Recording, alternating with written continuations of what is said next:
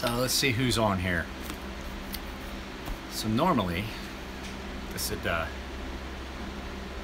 had no real intention of doing a live feed. So the reason I'm talking, even though there's no one on here yet, is mainly because these get saved to my stream. So let's see who logs in. I'm just curious to see who's out there. I'm trying to figure these out. These are live streams, so I want to make sure I got this set up. Show live chat. There's 2 people. Who we got on here? Let's see. 2, 3. Sup, knife porn. Let's see, who else? Now what I'm trying to figure out, maybe you guys can help me, is I'm trying to figure out how I see... Oh, nope, that's how I do it. Okay, now it makes sense. I see. Knife Nut 72. Nada, just kind of hanging out in the house. You guys want to see something cool? Of course you guys want to see something cool. Vic the Flick, you're from Sweden. My customer, Charles Anderson, is from Sweden. I made a knife for him. It's one in Sweden.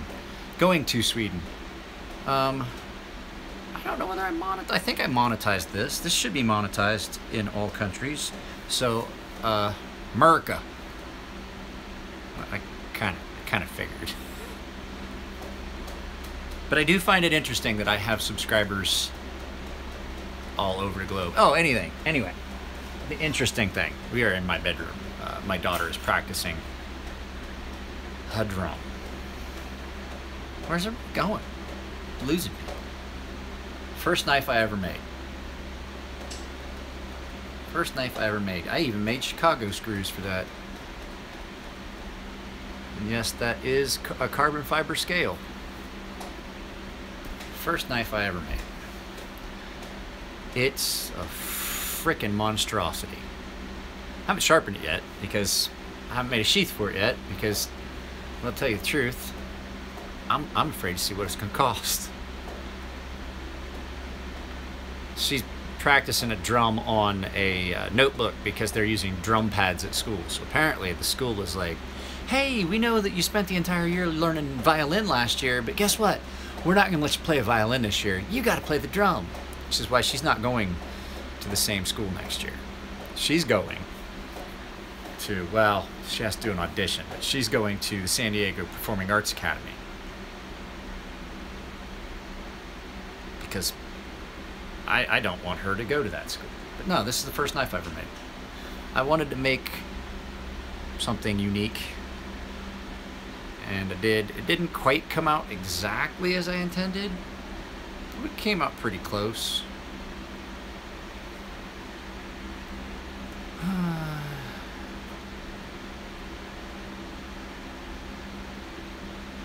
Emerson Sheepdog. You won't see me review an Emerson. You could, however, if one comes in and I like it. I did. I'm not gonna lie. There have been a couple Emersons that I'm gonna say are not horrible, but for the price you're paying, they're not great. No, I've got to get this sent off.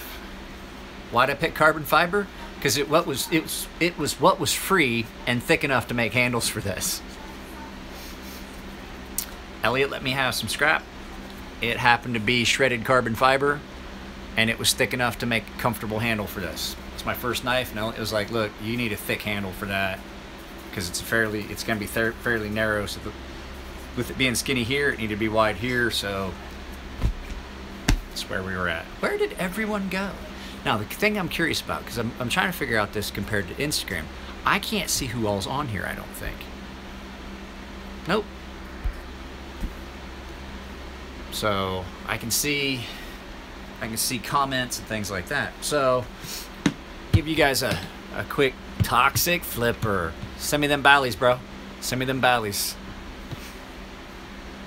I'll make them 6 sharp, bro. It says there's, well, I see 3. Next video I'm planning on doing is probably this, the Ontario Rat one. I talked to Nick Shabazz about this the other day. I was like, Nick, you know what? when I guarantee it's hot. Nick and I were talking about, Nick Shabazz and I were talking about, you know, it doesn't always have to be I'm not gonna lie. This is a gorgeous knife. This is also a gorgeous knife. This is on a secondary market anywhere between $500 and $700. It's $49 all day, every day. $39 actually, I'm sorry, all day, every day. And so what you're looking at is a valuable, I want to do a video about, you know, yeah, I had fun at the Cali Custom Show. Something is afoot, not necessarily from the Cali Custom Show, but with some other stuff that's going on. I got a call from a guy in New York today, and we're gonna see about me doing some more sharpening. There is going to, if that does come to fruition, there might be some delays on sharpening and things like that. Talked to Jason Browse. Jason Browse, nice guy. His kids were there. It was so cool. I didn't get a lot of video. I tried. The problem was, it's hard. How high are you? I can see. I have a little thing up here that tells me how many people, and I even have a thumbs up. Hey, you Bally boys, Ballysong boys. You guys want to see a 400-year-old sword?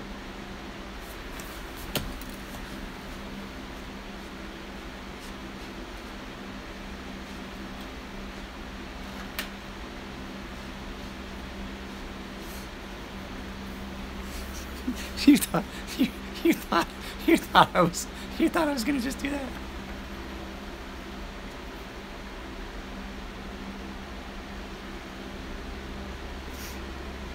No bohea, it's a fuller. I didn't get it. No, I said I could see, but it's not gonna come out clearly. It's not good lighting.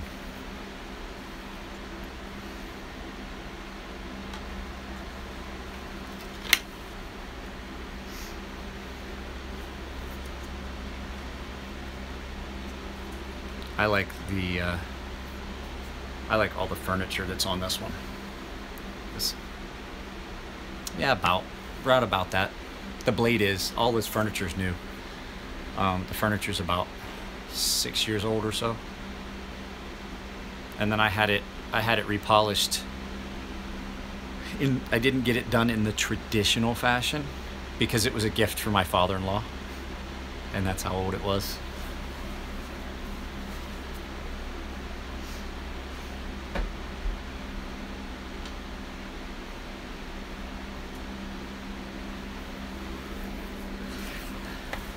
Around that period. That's the period of time when the maker was active. Don't ask me, I can't read any of the paperwork, it's all in Japanese. He's coming out here. I could probably get him to translate it for me when he comes out here this year. This is one I had made. This is one I had made for cutting.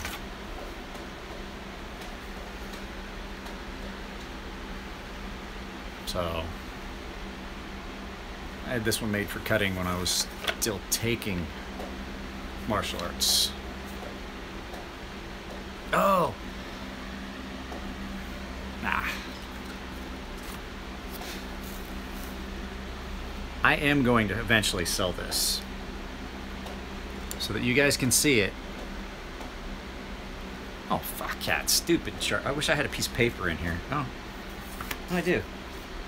I mean, it's notebook paper. I can do it with phone book paper and magazine paper. Let's...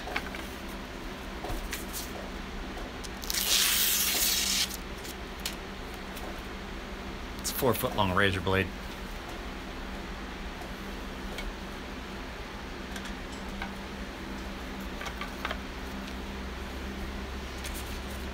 Swinging it around.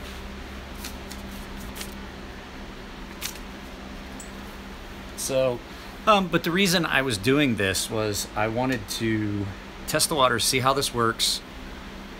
I had a hard time with this actually working the other day. I'm going to do this for probably about another, I don't know, 10, 15 minutes, depending on, like this.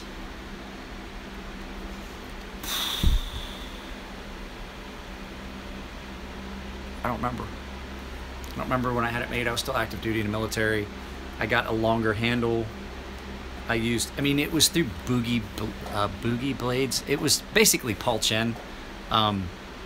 It's basically the same forge in China that they make the practical katana and stuff in, but I got a higher level. I custom ordered the length, and this is their XL version. I think this is basically a Shinto Elite, but I had custom modifications. I had it because I'm tall, so I had the handle made longer.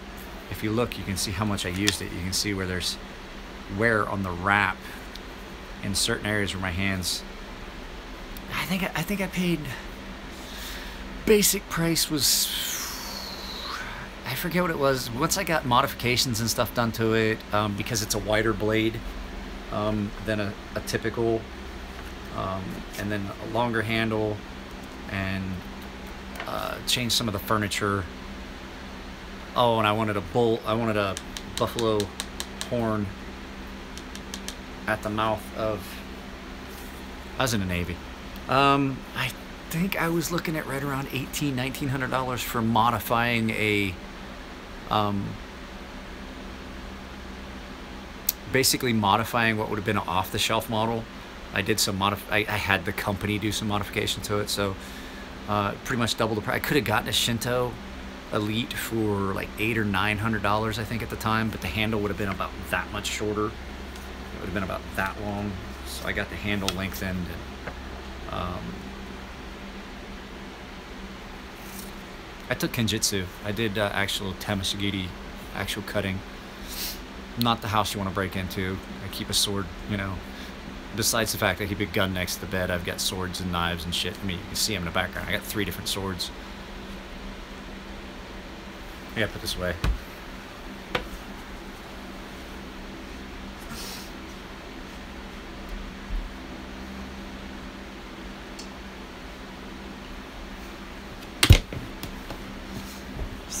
Somebody came over to the house one time and they're like, dude, you really have a .44 Magnum revolver on your bedstand? I was like, yeah. And they're like, why? And I was like, because wrong house, motherfucker, that's why. A true folded steel. You know, can you guys, I don't think you guys can see the, you guys aren't going to be able to see the pattern in the steel of that actual clutch dagger.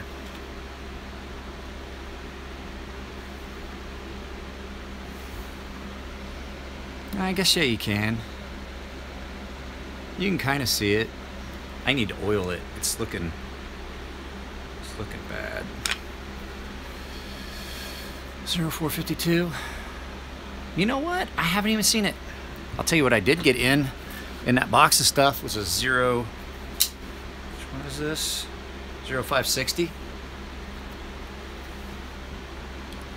Now, I wasn't going to say anything to Mr. Hinderer's wife at the Cali Custom Show, but I think that the Hinderer designs, as much as I know everybody loves Rick Hinderer's designs, I mean, I talked to him for a little bit, and he is a very nice guy.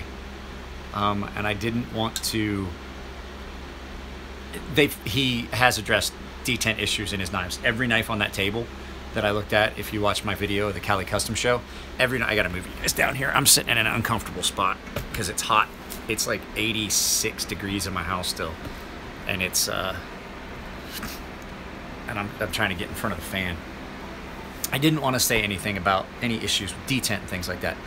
Historically, there have been some issues, but that blue one, the fatty with the harpoon blade, that is still one of my favorite Hinderer designs. The problem is, a lot of people don't like his designs. A lot of people got put off by stuff. And the truth is, you can see it when you look at the at ZT's catalog. They have discontinued the Hinderer designs. This is a discontinued knife.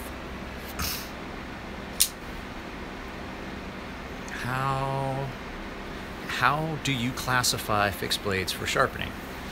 What do you mean? Exactly how do you mean about classifying fixed blades for sharpening?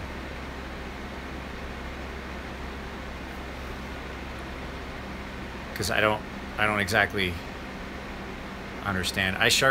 Here's the thing, anything out to like 8-10 inches, it's the same price as something that's 5-6 inches. Supper steel. I love Supper steel. It's so good. I mean super steel. Here's the thing. I sharpen all of Elliot's knives that are in 20 CV at the same price that I sharpen knives from a customer that's AUS A8. Elliot Williamson pays the same price that you guys pay. His knives are much harder to sharpen. I don't charge you guys any different price for I don't charge you guys a different price for ZDP 189. I don't charge you guys a different price for 20 CV. I will charge, there is a premium, however, for 20 C or for SM100. SM100 is not the same price. There are a couple of steels out there that I have not sharpened, and I'm debating and I'm talking with someone. I'm probably not going to sharpen them. If you buy a Maximet blade, I'm gonna put something in my next video. I had a talk with Elliot Williamson for a customer named Ben. You guys remember Ben? No, Maximet, I will not. I don't have anything to cut it except diamonds.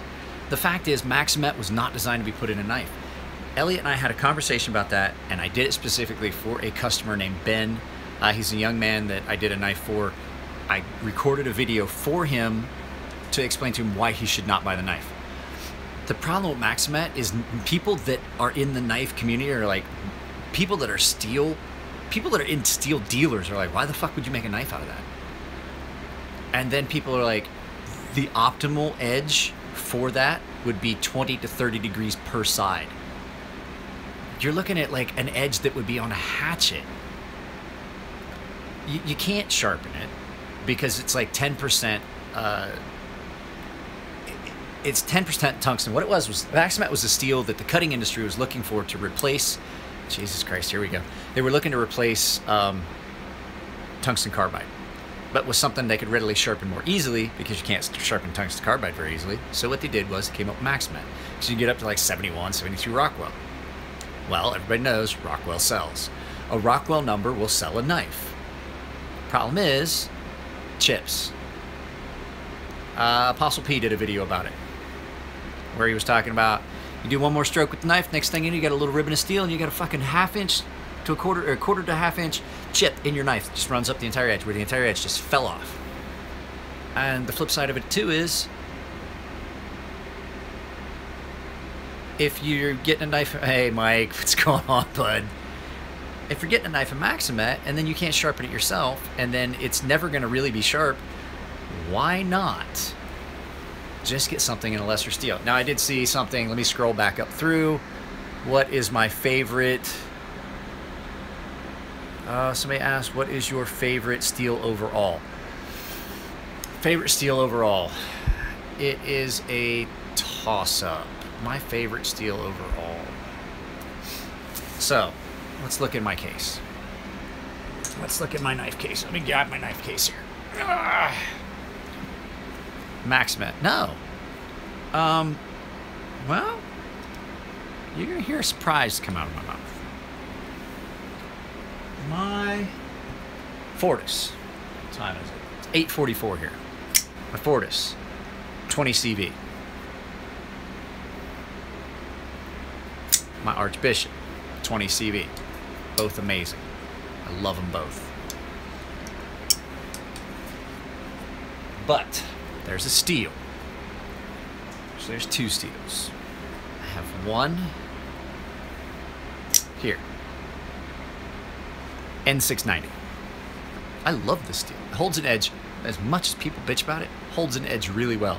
As a matter of fact, my friend Mario, who you saw in the video of us going to the knife show, and I both are in agreement, this holds up better to cardboard than 20CV does. Maybe not some other things, but definitely holds up to cardboard better than 20CV does.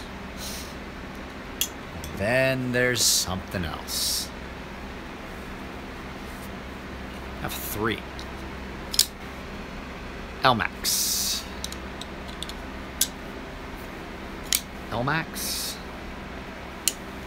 And then the king of all Elmax.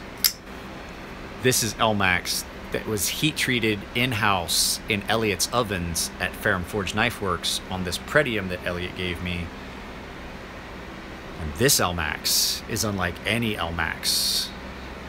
Elmax, Elmax, Elmax. Hey, look at that. I got a Smoky Mountain Knife Works catalog in my bedroom. Why wouldn't I?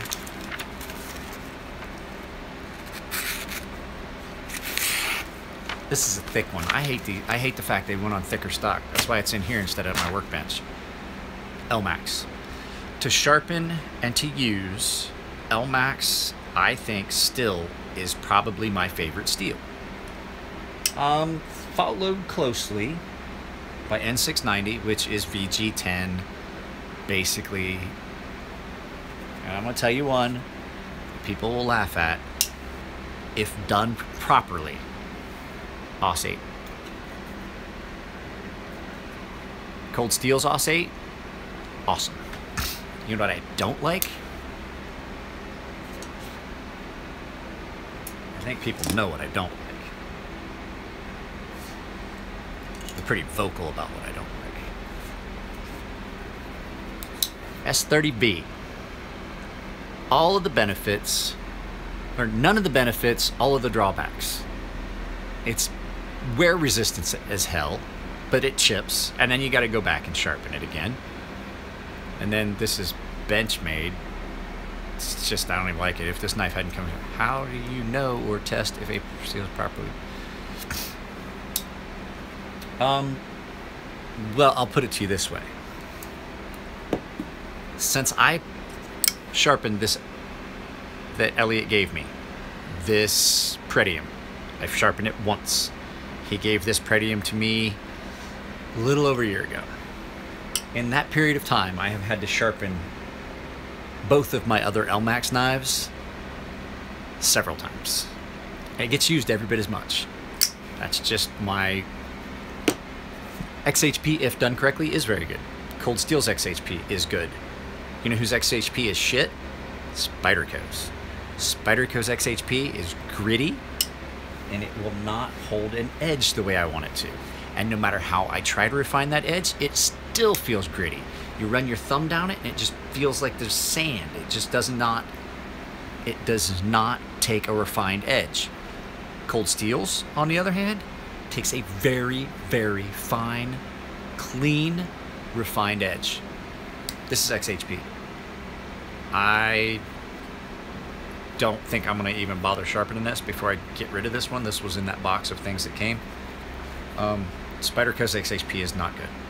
I don't like it. 154CM is great. 154CM is great. Ernie Emerson just needs to stop charging people so fucking much for it. He's still charging fucking 1986 prices for fucking 154CM when it was the new deal of stuff. No, I have so much other stuff that I need to do in videos, and there's something coming. I can let you in a little bit on it. I just got off the phone earlier tonight with a guy from Reich Knives in New York. He is their U.S. representative. I talked with him. I talked to Jonas from Mastrop. I am working on things that I'm not going to have as much time to do this. I mean, shit, it's 9 o'clock at night now. I'm just now getting around to this. I haven't even I just got out of the shower. I managed to eat supper at 7 or so. So there's things afoot. S110V, yes, I have done S110V. I did S110V in a dire wear. It's not that bad. It's actually, I don't think S110V is as hard to sharpen as the, I'll tell you what, it's not as hard to sharpen. Definitely nowhere near as hard to sharpen as 20CV that I heat treat myself when I make my neck knives. Neck knives, guys. Neck knives. Anybody wants one? I have 4 blanks. I have to market this stuff. You know I do. I mean, if you don't,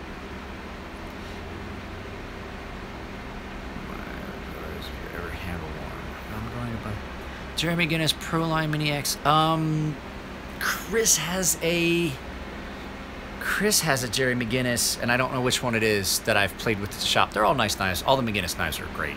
They're smooth. They're nice. They're awesome. What I was going to say about these is,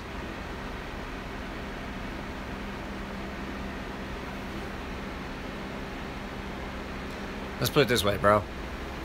What you do is, they're TF. You get the basic one, right? And then you send it back to me for the finish. So instead of paying like the 170, because everybody's flipping out, because like, okay, I want to get into that. Let me get into that. Let's get into that, because I got a lot of comments about that. I was pretty upset. I gotta keep moving. That light's bothering me. So if it's bothering me, I know it's bothering you guys. Okay. So I had originally been selling these for $110 bare metal. That's what I was selling them for. $100 for knife, $10 for the sheath. No, I wasn't charging you guys for the sheath. That's what it was. $110 just for the knife. No ceramic. Right? The guy that was making my sheaths here locally said he's not doing it anymore. He won't. And I found a guy that does an amazing job in Florida. And he doesn't charge me much. So he's charging me $20 a sheath. I'm eating the shipping. I'm paying $28 round trip shipping for a $20. I'm trying to send as many as possible. So, you know, I'm sorry, I'm paying $14. $7 down, $7 back. So I'm paying $14. I'm eating $14 in shipping, and I'm paying $20. So the only thing I added to, so I made the base price of the knife, like I said in a video a long time ago, $130 for the bare metal. If you want satin, I'll do satin. You want a rock pattern, I'll do rock pattern. But if you want ceramic, I have to count for that time. So I added the price. You were on there, you know why. Don't irritate me. I will block you. I will block you, toxic flipper. No, I won't. I like you, dude. So this ceramic coating is not easy, and it can be cantankerous, and it doesn't want to work well. To put it to you this way, I made a knife for birdshot because I want to make this work, and I want to figure this out and get it working. And now I have 12 people. I have a lot more subscribers. So this ceramic, sometimes it takes 2 or 3 times. 2 or 3 times to do it. Oh, says I got a very, very bad connection again. This is why I stopped it the last time. So anyway, I don't know if you guys are noticing a drop off in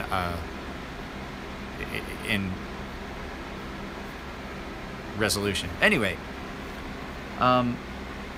it's been known to take 3 or 4 times to get the color to stick the way you want. Or there'll be something D2? No, not D2, Maximet.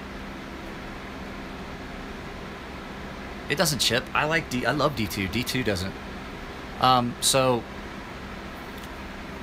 Case in point, my little prototype here that I put red on, and I want it to stay shiny, and then I blasted here. There is going to be a little brass inlay here.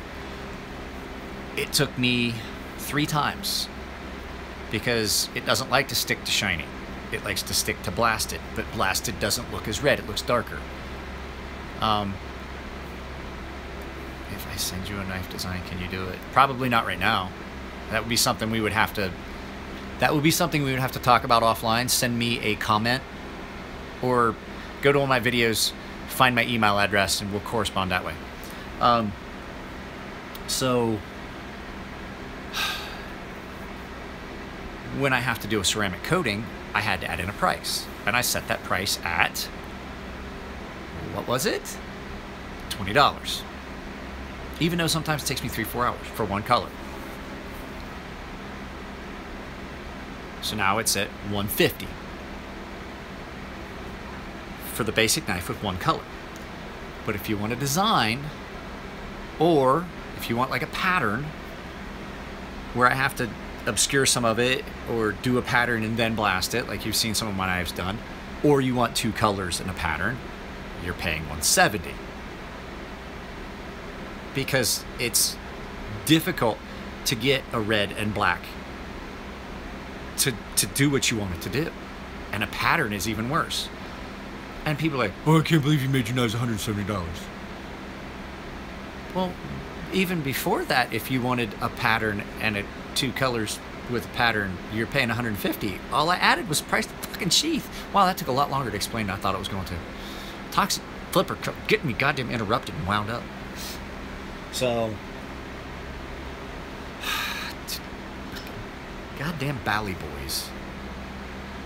_Emler_edge. Or you could just go on Instagram and type Mike Emler.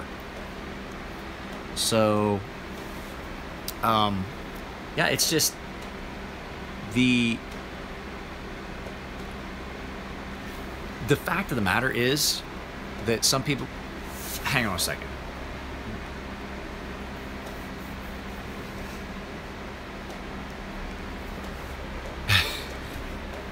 I heard somebody say it the other day. It's called recreational. I'll think of it. I'll try to think of it before the end of the video. We're gonna go for a walk real quick. We're gonna go in the living room. I'm gonna grab something.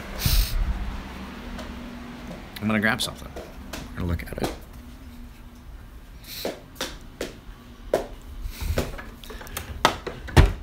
So there's that, and then there's these 2.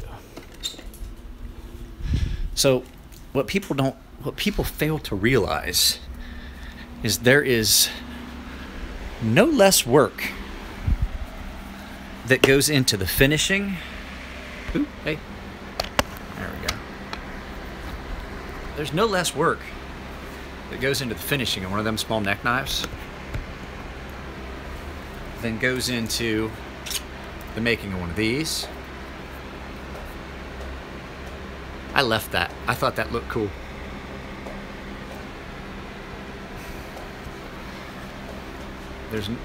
The work that went into that was no more than the work that went into one of these.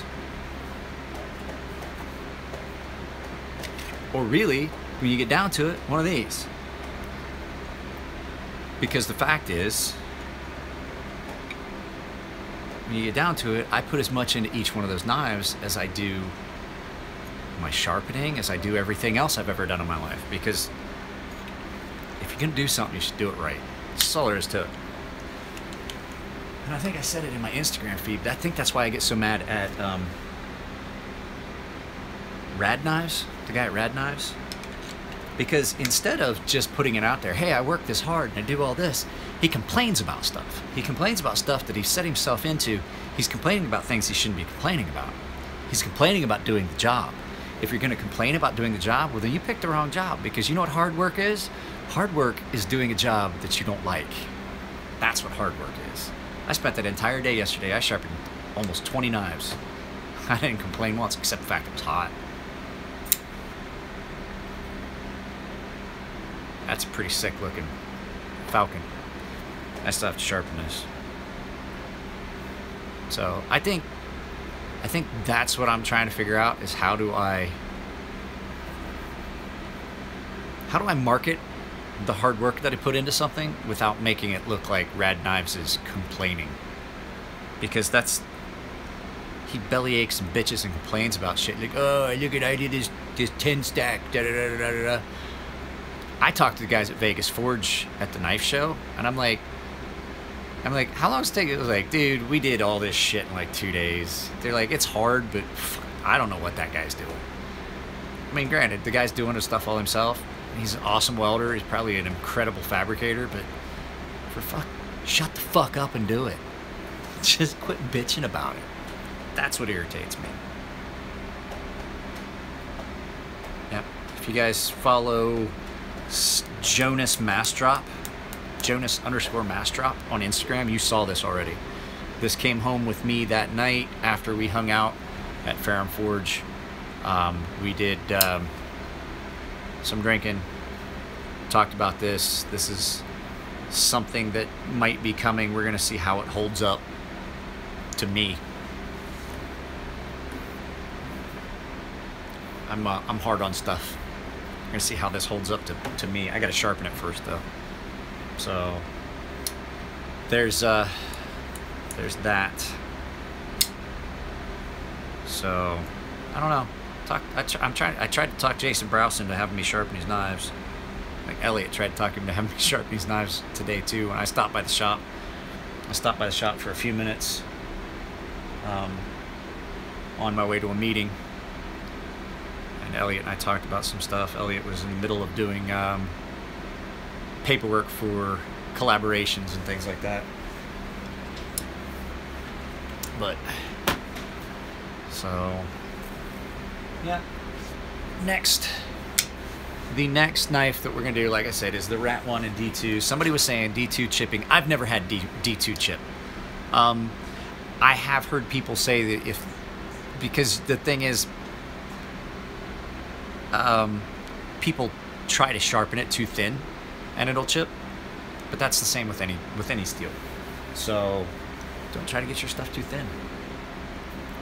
I have not yet figured out. Any of you guys that are interested, I tried to do kind of a distressed finish on this. This is completely done. It is sharpened. It is a Lightning Strike carbon fiber handle. It is two-tone ceramic. It is really fucking...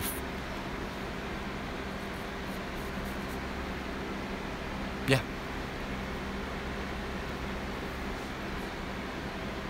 I made 3 of these. I've made 3 of these. There's a 4th one coming. I just have got to get with the guy that wants it. It's gonna have a green handle. That's a green jade handle.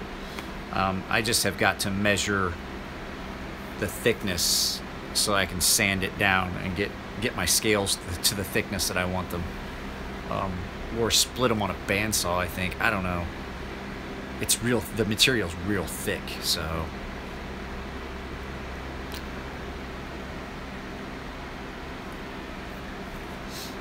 Yeah. It's in the sheath, it's just a little bit bigger than its baby brother. I don't know. Maybe if I ever even here's the no, that would be Defiance knives. Defiance knives. Nice. Very nice. 6th time. Look at that, yeah. You gonna buy it?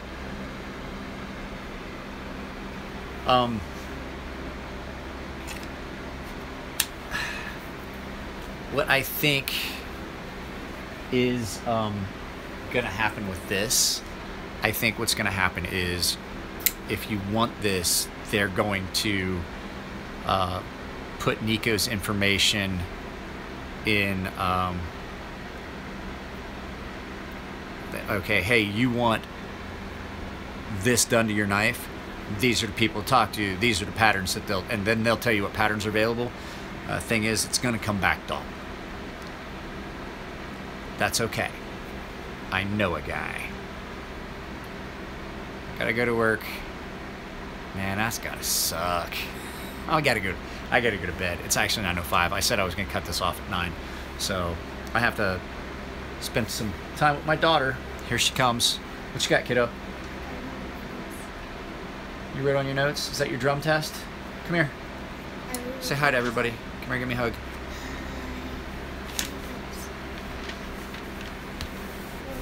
It's coming up on bedtime. You want me to spend some time with you before you go to bed? Okay. I'm gonna have to go, guys. I gotta spend time with her. Because, you know what? Defiance Knives says hi, Mike's daughter. Now stay. Alright, go finish. Are you almost done? You can come in here and we can spend some time? Okay, cool. You guys take it easy. I'll see you next time. This is going to be up on the feed. It's only 40 minutes. Actually, 40 minutes. So, yeah, we'll do some more of these. Later.